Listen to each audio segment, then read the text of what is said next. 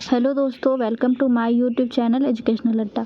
दोस्तों, हम लोग एडुटेरिया के 7500 क्वेश्चन वाले बुक को डिस्कस कर रहे हैं, जिसमें हम लोगों ने अब तक सेट नंबर 122 को देख लिया है। आज हम लोग सेट नंबर 123 को डिस्कस करने वाले हैं। अगर आपने हमारी पहले की वीडियोज़ को नहीं देखा है उसे देख लीजिए। चैनल पर नए हैं सब्सक्राइब कर बेल आइकन को प्रेस कर लीजिए, ताकि हमारी आने वाली सारी महत्वपूर्ण वीडियोज़ आप तक सबसे पहले पहुँच सके।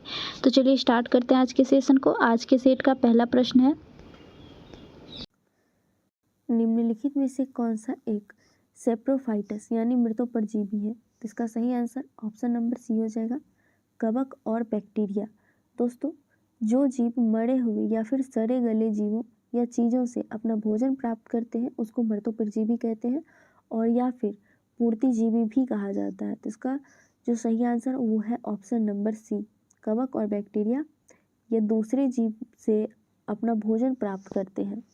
अगला प्रश्न है, मेटाबॉलिक दर नियंत्रित किया जाता है। तो दोस्तों, मेटाबॉलिक दर थायराइड के द्वारा उत्सर्जित हार्मोन T3 और T4 द्वारा नियंत्रित किया जाता है। तो इसका सही आंसर ऑप्शन नंबर ए हो जाएगा, थायराइड के द्वारा। अगला प्रश्न है, सेक्रेटिन हार्मोन स्रावित होता है। तो दोस्तों, सेक्रेटिन हार्मोन ग्राहनी या फिर डुनेनम नामक छोटे आंत के ऊपरी हिस्से से स्रावित होता है। तो इसका सही आंसर ऑप्शन नंबर बी हो जाएगा। दोस्तों, सेक्रेटिन हार्मोन जो कि एक पाचन हार्मोन है, जो शरीर के पाचन तंत्र के कुछ हिस्से को नियंत्रित करने के साथ साथ पानी की मात्रा को भी संतुलित करता है। तो इसका सही आंसर ऑप्शन नंबर बी हो गया। अगला प्रश्न है, मानव मस्तिष्क में स्मरण क्षमता कहाँ होती है? तो दोस्तों, मानव मस्तिष्क में स्मरण क्षमता सेरिब्रम यानी मस्तिष्क का जो सबसे बड़ा भाग और आगे का भाग है उसमें स्मरण क्षमता होता है। इसका सही आंसर ऑप्शन नंबर ए हो जाएगा, सेरिब्रम में। दोस्तों, सेरिब्रम यह बुद्धि, स्मृति और भावनाओं का केंद्र होता है। अगला प्रश्न है, निम्नलिखित में से कौन एक यूकैरियोटिक जीव का उदाहरण नहीं है? इसमें से कौन यूकैरियोटिक का उदाहरण नहीं है? तो वो हो जाएगा जीवाणु। दोस्तों, जीवाणु प्रोकैरियोटिक का उदाहरण है, जो कि एक कोशिकीय जीव है। तो इसका सही आंसर ऑप्शन नंबर डी हो जाएगा। जबकि यूकैरियोटिक जो जीव होता है वो संगठित नाभिक और कोशिकांग युक्त कोशिकाओं के मौजूद होने से बना होता है, जिसमें पौधा, जानवर, ईस्ट, मानव, शैवाल ये सभी चीज हो जाता है, जिसमें बहुकोशिकीय जीव होते हैं ये। ठीक है, तो बाकी जो ऑप्शन है ईस्ट, शैवाल, मानव ये यूकैरियोटिक है। जीवाणु सिर्फ प्रोकैरियोटिक जीव है। तो इसका सही आंसर ऑप्शन नंबर डी है। अगला प्रश्न है, शरीर की समन्वय प्रणाली है। इसका सही आंसर हो जाएगा ऑप्शन नंबर बी, तंत्रिका और अंतःस्रावी तंत्र जो है वो शरीर का समन्वय प्रणाली है। अगला प्रश्न है, निम्न में से किन पदार्थों के कारण जल में अस्थायी कठोरता होती है? तो दोस्तों, कैल्शियम और मैग्नीशियम के बाइकार्बोनेट के कारण जल में अस्थायी कठोरता होती है। तो मैग्नीशियम जब जल से मिलता है तो MgHCO3 होल ट्वाइस बनाता है, और कैल्शियम से मिलता है तो कैल्शियम HCO3 का होल ट्वाइस बनाता है। ठीक है, लेकिन जब इसमें कैल्शियम क्लोराइड और मैग्नीशियम सल्फेट मिल जाता है, कैल्शियम क्लोराइड और मैग्नीशियम सल्फेट मिल जाता है, तब यह अस्थायी कठोरता बनाता है। ठीक है, तो इसका जो आंसर हो जाएगा वो हो जाएगा ऑप्शन नंबर डी, 1 और 2। अगला प्रश्न है, सूची 1 में दिए गए ईंधनों के नाम मिलान सूची 2 के उनके प्रमुख रासायनिक गुणों से कीजिए और नीचे दिए गए विकल्प से सही उत्तर चुनिए। एक तरफ ईंधन का नाम दिया हुआ है, दूसरी तरफ उसका रासायनिक गुण दिया हुआ है। चलिए हम लोग देखते हैं। पहला है वाटर गैस। वाटर गैस क्या होता है दोस्तों? तो यह कार्बन मोनोऑक्साइड और हाइड्रोजन जो है वो होता है। नेचुरल गैस क्या है? तो दोस्तों, नेचुरल गैस मीथेन और ईंधन इथेन है, मीथेन और इथेन। CNG गैस क्या होता है? दोस्तों, CNG गैस मीथेन होता है। और LPG गैस जो कि ब्यूटेन और प्रोपेन होता है, जिसका इस्तेमाल हम लोग खाना पकाने में करते हैं। तो इसका जो सही आंसर हो जाएगा 4, 3, 1 और 2 होगा, और वो ऑप्शन नंबर ए में है। तो इसका सही आंसर ऑप्शन नंबर ए हो जाएगा। अगला प्रश्न है, मानव शरीर में अधिकतम मात्रा में पाए जाने वाला तत्व है? तो दोस्तों मानव शरीर में अधिकतम मात्रा में पाए जाने वाला तत्व ऑक्सीजन है, जो कि 65% मात्रा में पाया जाता है। तो इसका सही आंसर ऑप्शन नंबर सी हो जाएगा। सेकेंड नंबर पे कौन आता है दोस्तों? तो सेकेंड नंबर पे हमारे मानव शरीर में जो पाया जाता है वो कार्बन पाया जाता है। कौन? कार्बन, जो कि 18.5% होता है। और फिर हाइड्रोजन पाया जाता है जो 9.5% होता है। ठीक है। और बाकी लोहा, कैल्शियम, फास्फोरस ये सब नग्न मात्रा में पाया जाता है। तो इसका सही आंसर ऑप्शन नंबर सी हो जाएगा। अगला प्रश्न है, तेज धावकों की मांसपेशियों में निम्नलिखित में से किसके संचयन से ऐंठन आती है? यानी कि जो दौड़ने वाले व्यक्ति होते हैं या फिर बहुत ज़्यादा एक्सरसाइज करते हैं तो उसकी मांसपेशियों में क्रैम्प आता है, दर्द या फिर ऐंठन महसूस होता है। ये क्यों होता है? तो यह लैक्टिक एसिड के जमाव की वजह से होता है। तो इसका सही आंसर ऑप्शन नंबर ए हो जाएगा, लैक्टिक एसिड, जो कि मांसपेशियों और आरबीसी में बनता है। दोस्तों यह तब बनता है जब ऑक्सीजन का स्तर कम हो जाता है और शरीर ऊर्जा के लिए कार्बोहाइड्रेट का उपयोग करता है। तो ऐसी स्थिति में लैक्टिक अम्ल का निर्माण होता है, जिसकी वजह से मांसपेशियों में दर्द या ऐंठन होता है। तो इसका सही आंसर ऑप्शन नंबर ए हो जाएगा। अगला प्रश्न है, निम्नलिखित में से किस कोशिकांग से लाइसोसोम बनता है? तो इसका सही आंसर हो जाएगा ऑप्शन नंबर सी, गोल्जी काय से। दोस्तों गोल्जी काय को ट्रांसफेस पर बेसिकल बॉन्डिंग के जरिए लाइसोसोम बनाते हैं। और लाइसोसोम को क्या कहा जाता है दोस्तों? तो लाइसोसोम को कोशिका का आत्महत्या की थैली भी कहा जाता है। ठीक है, इसका सही आंसर ऑप्शन नंबर सी हो गया। अगला प्रश्न है, निम्न में से कौन सा रासायनिक परिवर्तन का उदाहरण नहीं है? तो चलिए देखते हैं कौन रासायनिक परिवर्तन का उदाहरण नहीं है। पहला है शरीर में भोजन का पाचन। रासायनिक परिवर्तन क्या होता है दोस्तों? रासायनिक परिवर्तन वो परिवर्तन होता है जो पुनः अपने पहले की अवस्था में नहीं लौट पाता है। तो भोजन जब हमारे पेट में पच जाता है, हमारे शरीर में पच जाता है, तो क्या वो पुनः भोजन बन सकता है? नहीं ना। तो ये रासायनिक परिवर्तन हो गया। दूध का दही में बनना, दही बनने के बाद फिर वापस दूध नहीं बनता, तो ये भी रासायनिक परिवर्तन है। जल का जलवाष्प में परिवर्तन होना, तो ये भौतिक परिवर्तन है। जो पुनः अपनी अवस्था में आ जाए वो भौतिक परिवर्तन होता है। तो जल का जलवाष्प में परिवर्तन होने के बाद वह पुनः जल बन सकता है। तो इसलिए ये जो है ये भौतिक परिवर्तन है। जबकि लोहा में जंग लगता है तो वो पुनः से पूर्ण मतलब पहली के रूप में नहीं आ सकता है। तो ये भी रासायनिक परिवर्तन है। इसका सही आंसर हो जाएगा ऑप्शन नंबर सी, जल का जलवाष्प में परिवर्तन। अगला प्रश्न है, यदि कोई वस्तु वृत्ताकार पथ में घुमाई जाती है तो उस पर किया गया कार्य क्या होगा? दोस्तों अगर कोई वस्तु को वृत्ताकार पथ पर घुमाते हैं तो उस पर किया गया कार्य शून्य होता है। ऐसा क्यों होता है? तो ऐसा इसलिए होता है क्योंकि वृत्ताकार गति पर में विस्थापन हमेशा लंबवत लगाए जाते हैं। देखिए ये वृत्ताकार पथ हो गया, इसका केंद्र तो सेंटर तो बीच में होगा, लेकिन ये कहीं भी जाएगा, इसका जो बल होगा वो लंबवत होगा, इससे कहीं भी जाएगा ये लंबवत होगा, है ना।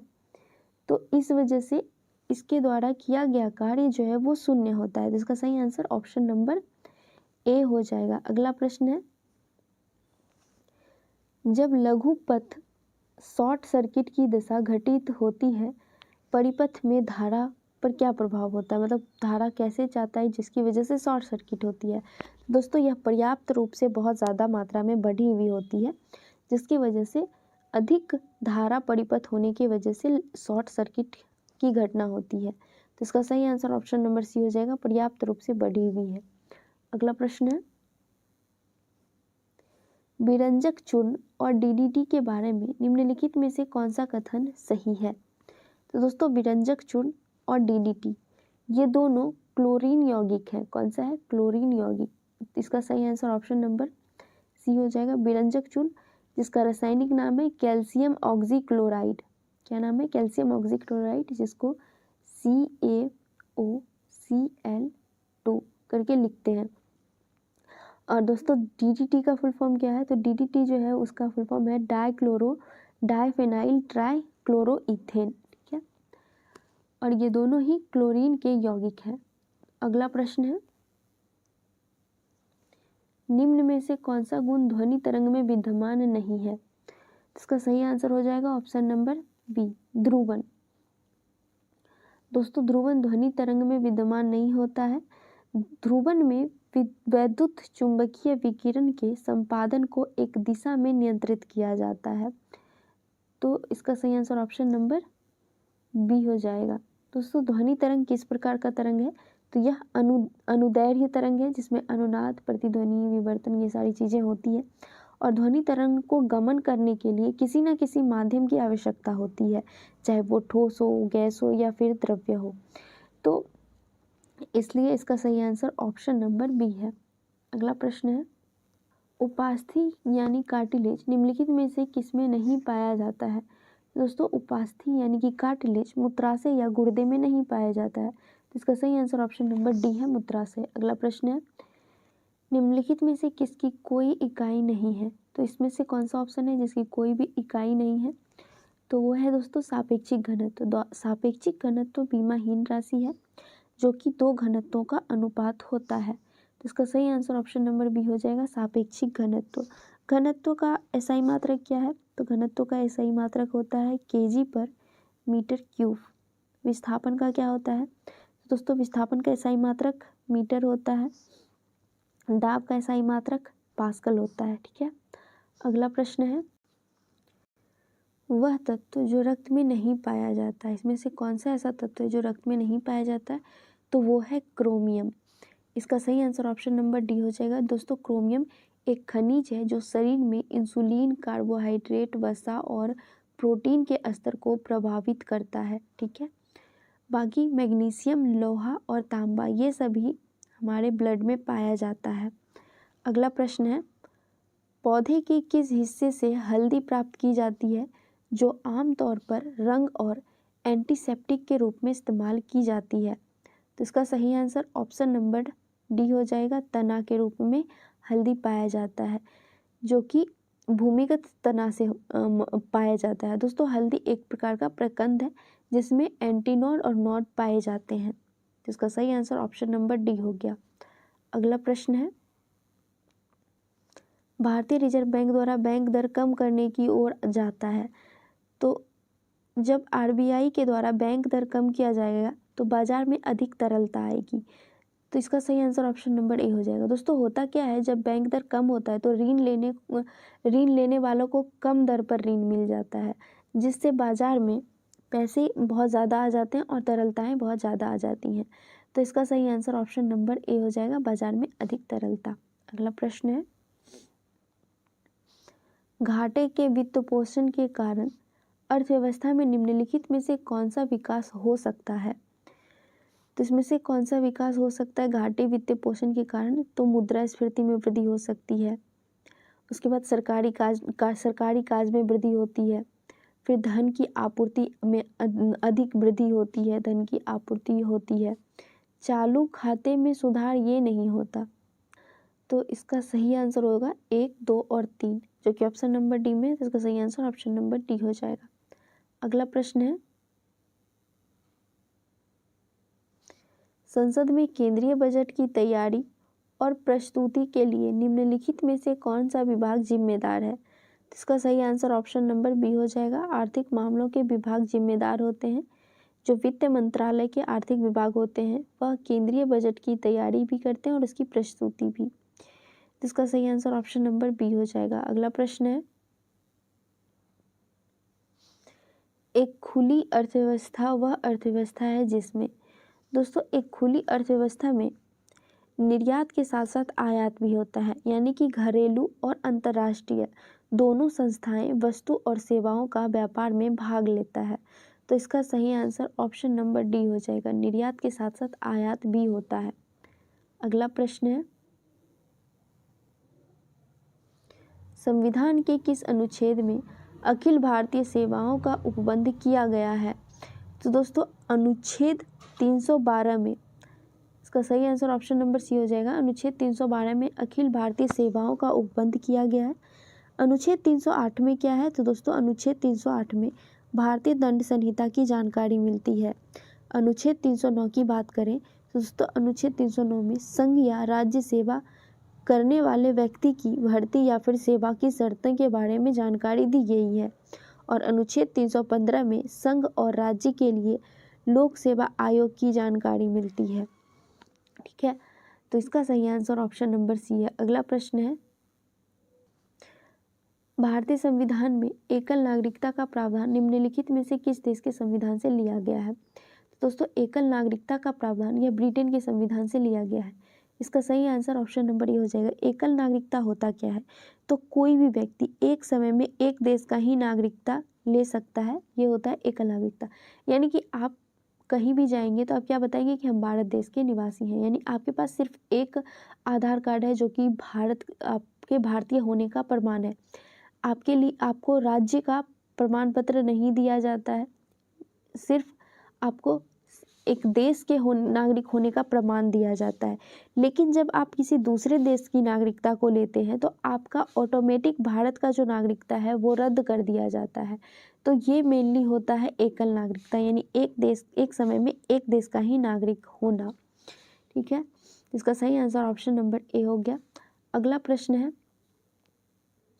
यह सिद्धांत कि स्वतंत्र भारत के लिए एक नए संविधान को तैयार करना मुख्यतः यानी यद्यपि अकेले नहीं खुद यानी स्वयं भारतीयों की जिम्मेदारी होनी चाहिए, पहली बार निम्नलिखित में से किस एक में स्वीकार किया गया था? तो दोस्तों यह वायसराय निम्नलिखितों के अगस्त प्रस्ताव जो कि 1940 में आया था के द्वारा स्वीकार किया गया था। इसका सही आंसर ऑप्शन नंबर बी हो जाएगा। दोस्तों निम्नलिखितों ने इसके अलावा और क्या कहा था, यानी भारतीयों की जिम्मेवारी होने के अलावा, मतलब नए संविधान को तैयार करने में भारतीयों की जिम्मेदारी होने के अलावा इसने यह भी कहा था कि साथ ही इस प्रक्रिया में ब्रिटिश सरकार की भूमिका भी रहेगी। यानी कि भारतीयों को तो जिम्मेदारी दी थी लेकिन वह ब्रिटिश सरकार की भूमिका को कम नहीं किया, ख़त्म नहीं किया। तो ये वायसराय निम्नलिखितों के अगस्त प्रस्ताव में कहा गया था। तो इसका सही आंसर ऑप्शन नंबर बी हो गया। अगला प्रश्न है, ब्रिटिश भारत में कानून निर्माण की प्रक्रिया में भारतीय प्रतिनिधियों को शामिल करने की शुरुआत निम्न में से किस अधिनियम द्वारा हुआ? इसका सही आंसर ऑप्शन नंबर बी हो जाएगा, भारत परिषद अधिनियम 1861। दोस्तों इस अधिनियम के जरिए भारत को प्रतिनिधित्व संस्था में शामिल किया गया और कानून निर्माण की प्रक्रिया में भी जोड़ा गया। तो इसका सही आंसर ऑप्शन नंबर बी हो जाएगा। अगला प्रश्न है, निम्न कथनों में से कौन सा कथन सही है? तो चलिए देखते हैं हम लोग कौन सा कथन सही है। पहला है, लोकसभा अध्यक्ष संसद की संयुक्त अधिवेशन को बुलाता है। तो ये बिल्कुल गलत हो जाएगा दोस्तों। संसद की संयुक्त अधिवेशन को राष्ट्रपति के द्वारा बुलाया जाता है, ना कि लोकसभा के अध्यक्ष के द्वारा। तो ये तो गलत हो गया। दूसरा है, संयुक्त बैठक की अध्यक्षता संसद के उच्च सदन के सभापति के द्वारा किया जाता है। तो ये भी गलत है दोस्तों। संयुक्त बैठक की अध्यक्षता लोकसभा के अध्यक्ष करते हैं, लेकिन अगर लोकसभा के अध्यक्ष उपस्थित नहीं है तो उसकी जगह पर लोकसभा के उपाध्यक्ष संसद की संयुक्त बैठक की अध्यक्षता करेंगे, ना कि उच्च सदन के सभापति। तो ये भी कथन गलत है। दूसरा है, संयुक्त बैठक की कार्यवाही लोकसभा के प्रक्रिया नियमों के अनुसार संचालित होती है। तो ये बिल्कुल सही है दोस्तों। संयुक्त बैठक की कार्यवाही लोकसभा के प्रक्रिया नियम के अनुसार ही चलती है। तो चौथा जो ऑप्शन है वो है, संयुक्त बैठक की कार्यवाही राज्यसभा के प्रक्रिया नियम के द्वारा अनुसंचालित होती है। तो ये तो बिल्कुल गलत है दोस्तों। इसका हम लोगों ने अभी जस्ट देखा कि किसके द्वारा संचालित होती है, तो लोकसभा के प्रक्रिया नियम के अनुसार। तो इसका सही आंसर हो जाएगा ऑप्शन नंबर सी। अगला प्रश्न है, निम्न में से किस राज्य से होकर भारतीय मानक समय रेखा गुजरती है? तो दोस्तों भारत के टोटल 5 राज्य से होकर भारतीय मानक समय रेखा गुजरती है। कौन कौन से? तो वो है उत्तर प्रदेश, मध्य प्रदेश, छत्तीसगढ़, उड़ीसा, उसके बाद आंध्र प्रदेश। ठीक है, इससे होकर भारतीय मानक समय रेखा गुजरती है। अब ऑप्शन में कौन सा दिया हुआ है? तो मध्य प्रदेश दिया हुआ है। इसका सही आंसर हो जाएगा option number A, Madhya Pradesh. अगला प्रश्न है, निम्नलिखित समूहों में कौन सा पूर्व से पश्चिम की ओर पहाड़ी का सही क्रम है? तो इसका सही आंसर ऑप्शन नंबर डी हो जाएगा, मिसमी, अबोर और मीरी। यह पूरब से पश्चिम की ओर की पहाड़ियां हैं। ये तीनों पहाड़ियां दोस्तों अरुणाचल प्रदेश में स्थित है। अगला प्रश्न है, पालघाट दर्रा किन दो राज्यों के बीच स्थित है? तो दोस्तों पालघाट दर्रा केरल और तमिलनाडु के बीच स्थित है। इसका सही आंसर ऑप्शन नंबर सी हो जाएगा। दोस्तों पालघाट दर्रा जो कि पश्चिमी घाट में स्थित है, यह केरल के पलक्कर और तमिलनाडु के कोयम्बटूर नामक स्थान को जोड़ता है। कहाँ कहाँ? केरल के पलक्कर और तमिलनाडु के कोयम्बटूर नामक स्थान को पालघाट दर्रा जोड़ता है। तो इसका सही आंसर ऑप्शन नंबर सी हो गया। अगला प्रश्न है, निम्न में से कौन सा मैंग्रोव वनस्पति स्थल तमिलनाडु में स्थित नहीं है? तो इसका सही आंसर हो जाएगा ऑप्शन नंबर डी, कुंडापुर। दोस्तों कुंडापुर भारत के पश्चिमी तट पर पाई जाती है, ना कि यह तमिलनाडु में स्थित मैंग्रोव वनस्पति है। मैंग्रोव वनस्पति क्या होता है दोस्तों? तो तटीय खाड़िया मिट्टी में उगने वाले झाड़ीदार या फिर छोटे पेड़ को मैंग्रोव वनस्पति कहते हैं। सबसे बड़ा मैंग्रोव वनस्पति कहाँ है? तो सबसे बड़ा मैंग्रोव वनस्पति पश्चिम बंगाल के सुंदरबन डेल्टा में स्थित है। ठीक है, तो इसका सही आंसर ऑप्शन नंबर डी हो गया। अगला प्रश्न है, निम्नलिखित में से कौन खरीफ फसल नहीं है? तो इसका सही आंसर ऑप्शन नंबर ए हो जाएगा, सरसों। दोस्तों सरसों खरीफ फसल नहीं है, यह रबी फसल है।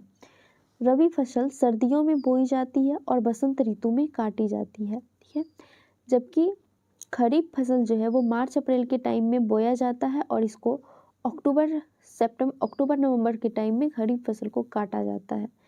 ठीक है, तो सरसों जो है वो रबी फसल है, ना कि खरीफ फसल। अगला प्रश्न है, पारिस्थितिकी तंत्र में ऊर्जा का स्रोत क्या है?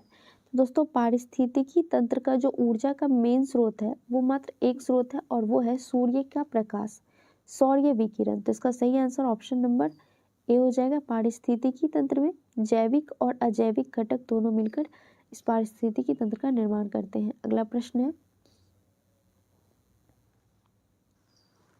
पोलावरम बहुउद्देशीय योजना किस नदी पर स्थित है? तो दोस्तों पोलावरम बहुउद्देशीय योजना जो है यह गोदावरी नदी पर स्थित है। कहाँ पे? गोदावरी नदी पर। यह आंध्र प्रदेश के एलूरू जिले और पूर्वी गोदावरी जिले में गोदावरी नदी पर एक स्थित बहुउद्देशीय सिंचाई परियोजना है। तो इसका सही आंसर ऑप्शन नंबर सी हो जाएगा। अगला प्रश्न है, निम्नलिखित में से दक्षिण भारत स्थित एकमात्र महाजनपद कौन सा था? तो दोस्तों दक्षिण भारत में स्थित एकमात्र महाजनपद कंबोज था। असमक था। कौन सा था? असमक, जिसकी राजधानी पोटला या पोटली थी। तो इसका सही आंसर ऑप्शन नंबर बी हो जाएगा। चेदी, दोस्तों चेदी जो कि मध्य प्रदेश के क्षेत्र में मौजूद था, इसकी राजधानी सुक्तिमती थी या फिर सोथीवती थी। क्या नाम था चेदी के राजधानी का? सुक्तिमती या सोथी। मत्स्य की राजधानी विराटनगर थी जो कि राजस्थान क्षेत्र में पड़ता है, और कंबोज जो कि कश्मीर क्षेत्र में पड़ता है दोस्तों, इसकी राजधानी हाटक था। क्या था? कंबोज की राजधानी हाटक। आप 16 टोटल महाजनपद कितने होते हैं? 16 होते हैं। तो 16 महाजनपद जो है दोस्तों उसको आप लोग अच्छे से पढ़ लीजिएगा, क्योंकि ये बहुत महत्वपूर्ण क्वेश्चन है और लगभग सभी एग्जाम में पूछे जाते हैं। एक क्वेश्चन तो रहता ही है, तो इसलिए आप इसको अच्छे से याद कर लीजिएगा। अगला प्रश्न है, किताब उल यामिनी किसकी रचना है? तो दोस्तों किताब उल यामिनी यह उतवी की रचना है। किसकी? उतवी की। तो इसका सही आंसर ऑप्शन नंबर सी हो जाएगा। दोस्तों इस पुस्तक में उतवी ने सुबुक्तिगीन और महमूद गजनबी के 1020 ईस्वी तक के इतिहास की जानकारी दी गई है। तो इसका सही आंसर ऑप्शन नंबर सी हो गया। अगला प्रश्न है, विजयनगर राज्य की स्थापना हरिहर और बुक्का के द्वारा कब की गई? तो दोस्तों विजयनगर राज्य की स्थापना हरिहर और बुक्का के द्वारा 1336 ईस्वी में की गई थी। इसका सही आंसर ऑप्शन नंबर डी हो जाएगा। दोस्तों विजयनगर साम्राज्य की स्थापना तुंगभद्रा नदी के किनारे संगम वंश से संबंधित हरिहर और बुक्का नामक दो भाइयों ने किया था, और इसके प्रथम शासक जो थे वो हरिहर प्रथम थे। तो इसका सही आंसर ऑप्शन नंबर डी है। अगला प्रश्न है, कांग्रेस के जिस अधिवेशन में पहली बार राष्ट्रगान गाया गया था उसके अध्यक्ष कौन थे? तो दोस्तों पहले हम लोग ये जानते हैं कि किस अधिवेशन में पहली बार राष्ट्रगान को गाया गया था? तो वो था 1911 का कलकत्ता अधिवेशन। कब था, डेट क्या था इसका? तो 27 दिसंबर 1911 को कलकत्ता अधिवेशन में पहली बार राष्ट्रगान को गाया गया था, जिसकी अध्यक्षता विशन नारायण धर के द्वारा किया गया था। तो इसका जो सही आंसर हो जाएगा वो ऑप्शन नंबर बी इसका सही आंसर है। अगला प्रश्न है, लंदन में कर्जन वाइली की हत्या का संबंध है। तो दोस्तों लंदन में कर्जन वाइली की हत्या किसके द्वारा किया गया था? तो यह मदन लाल ढींगरा के द्वारा किया गया था। इसका सही आंसर ऑप्शन नंबर ए हो जाएगा। दोस्तों इसने कब हत्या किया था? तो 1 जुलाई 1909 ईस्वी को मदन लाल ढींगरा ने कर्जन वाइली की हत्या कर दी थी। कहाँ पे? तो लंदन में। दोस्तों कर्जन वाइली थे कौन? तो यह भारत के सचिव लॉर्ड जॉर्ज हैमिल्टन के राजनीतिक सहयोगी थे और मदन लाल ढींगरा लंदन में इंडियन हाउस के सदस्य थे। ठीक है। अगला प्रश्न है, चतुर्थ बौद्ध संगीति कनिष्क के शासनकाल में प्रथम शताब्दी में कश्मीर के कुंडलवन में आयोजित की गई थी। इसकी अध्यक्षता किसने की? दोस्तों चतुर्थ बौद्ध संगीति जो कि कनिष्क के शासनकाल में पहली सदी में हुआ था, इसकी अध्यक्षता वसुमित्र के द्वारा किया गया था। इसका सही आंसर ऑप्शन नंबर बी हो जाएगा, वसुमित्र। और इसके एक उपाध्यक्ष थे और उपाध्यक्ष कौन थे? तो वो थे अश्वघोष। दोस्तों इसी संगीति में यानी चौथी बौद्ध संगीति में त्रिपिटक का पुनः संकलन और संस्करण किया गया। इसी संगति में बौद्ध धर्म 2 भागों में विभाजित हो गया, एक हीनयान और दूसरा महायान। ठीक है, तो इसका सही आंसर ऑप्शन नंबर बी हो जाएगा। अगला प्रश्न है, किस गवर्नर जनरल ने अफगानिस्तान के प्रति फॉरवर्ड नीति का अनुसरण किया था? तो दोस्तों लॉर्ड लिटन ने अफगानिस्तान के प्रति फॉरवर्ड नीति का अनुसरण किया था। तो इसका सही आंसर ऑप्शन नंबर ए हो जाएगा। इनका कार्यकाल कब से कब तक था? दोस्तों 1876 से 80 तक इनका कार्यकाल था। इनका मानना था कि रूसी खतरे के मुकाबला करने के लिए अंग्रेजों को अफगानिस्तान के प्रति आक्रामक नीति को अपनाना चाहिए, जिसको देखते हुए इन्होंने अफगानिस्तान के प्रति फॉरवर्ड नीति का अनुसरण किया। ठीक है, तो इसका सही आंसर ऑप्शन नंबर ए हो गया। अगला प्रश्न है, द इंडियन नेशन समाचार पत्र की स्थापना निम्न में से किसने की थी? तो दोस्तों द इंडियन नेशन समाचार पत्र की स्थापना महाराजा कामेश्वर सिंह के द्वारा किया गया था। इसका सही आंसर ऑप्शन नंबर सी हो जाएगा। दोस्तों महाराजा कामेश्वर सिंह ये दरभंगा के महाराज थे। द इंडियन नेशन समाचार पत्र की बात करें तो दोस्तों इसका जो प्रकाशन है वह 1931 ईस्वी में प्रकाशन किया गया। और कहाँ से किया गया? तो newspaper and publication private limited के द्वारा बिहार की राजधानी पटना से इसका प्रकाशन किया गया था।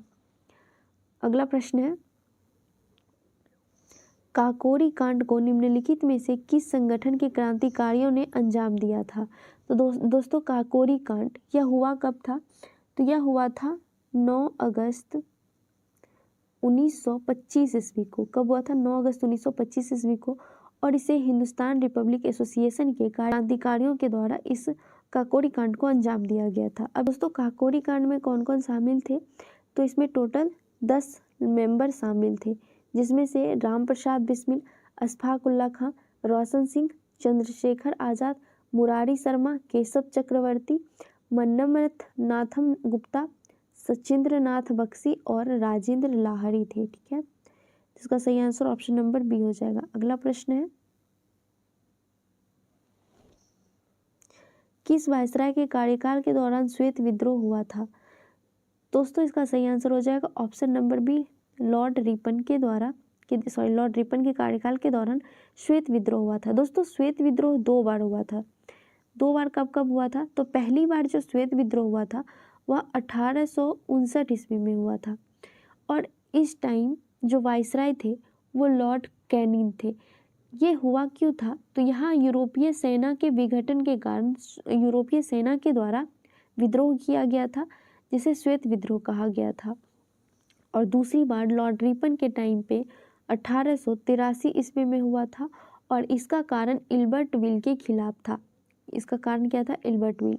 तो इस क्वेश्चन में जो ऑप्शन दिया हुआ है वो लॉर्ड रिपन दिया हुआ है, तो इसका सही आंसर ऑप्शन नंबर बी हो जाएगा, लॉर्ड रिपन। इल्बर्ट बिल के खिलाफ इसने श्वेत विद्रोह किया था यूरोपीय सेना ने, तो इसलिए इसका सही आंसर ऑप्शन नंबर बी हो जाएगा। अगला प्रश्न है, मद्रास प्रेसिडेंसी में स्वदेशी आंदोलन का नेतृत्व किया। तो दोस्तों मद्रास प्रेसिडेंसी में स्वदेशी आंदोलन का नेतृत्व करता चिदम्बरम पिल्लई थे। कौन थे? चिदम्बरम पिल्लई। इसका सही आंसर ऑप्शन नंबर बी हो जाएगा। स्वदेशी आंदोलन हुआ क्यों था दोस्तों? तो बंगाल विभाजन के खिलाफ ये स्वदेशी आंदोलन का प्रारंभ 7 अगस्त 1905 ईस्वी को कलकत्ता के टाउन हॉल से शुरू किया गया था। ठीक है, तो इसका सही आंसर ऑप्शन नंबर बी हो गया। अगला प्रश्न है, अशोक के अभिलेखों की भाषा क्या है? तो दोस्तों अशोक के अभिलेखों की भाषा प्रकृति था। इसका सही आंसर ऑप्शन नंबर बी हो जाएगा, प्राकृत। दोस्तों प्राकृत के साथ आर्माइक और ग्रीक भी अशोक के अभिलेख की भाषा रही है। साथ ही ब्राह्मी और खरोष्टी लिपि में भी इसका शिलालेख देखने को मिला है, तो इसका सही आंसर ऑप्शन नंबर बी हो जाएगा। अगला प्रश्न है, अमीर खुसरो ने फारसी में जौहर का प्रथम विवरण लिखा है। यह विवरण किस राजा के राज्य से संबंधित है? तो इसका सही आंसर ऑप्शन नंबर सी हो जाएगा, हमीर देव से संबंधित है जौहर का विवरण। इसका सही आंसर ऑप्शन नंबर सी हो जाएगा। अगला प्रश्न और आज के सेशन का लास्ट प्रश्न है। वीडियो कैसी लगी जरूर बताइएगा। प्रश्न है, द्वितीय जैन संगीति कब आयोजित की गई थी? दोस्तों द्वितीय जैन संगीति 1512 ईस्वी में आयोजित की गई थी और यह बल्लभी गुजरात में आयोजित की गई थी, जिसकी अध्यक्षता देवादी क्षमा श्रवण के द्वारा किया गया था, तो इसका सही आंसर ऑप्शन नंबर डी हो जाएगा। दोस्तों प्रथम जैन संगीति की बात करें तो प्रथम जैन संगीति चंद्रगुप्त मौर्य के समय में पाटलिपुत्रा नामक जगह पर 300 ईसा पूर्व में हुआ था। ठीक है, कब? 300 ईसा पूर्व में हुआ था और इसकी अध्यक्षता दिगंबर के नेता स्थूलभद्र के द्वारा किया गया था। दोस्तों प्रथम जैन संगीति में ही जैन धर्म जो है वो 2 भागों में बांट गया था, एक दिगंबर और दूसरा श्वेतांबर। दिगंबर के नेता स्थूलभद्र थे और श्वेतांबर के नेता भद्रबाहु थे। ठीक है, तो इसका सही आंसर ऑप्शन नंबर डी है, 1512 में द्वितीय जैन संगीति हुई थी। तो हमारा आज का सेशन यहीं तक था। वीडियो कैसी लगी जरूर बताइएगा। मिलते हैं नेक्स्ट सेशन में। जय हिंद।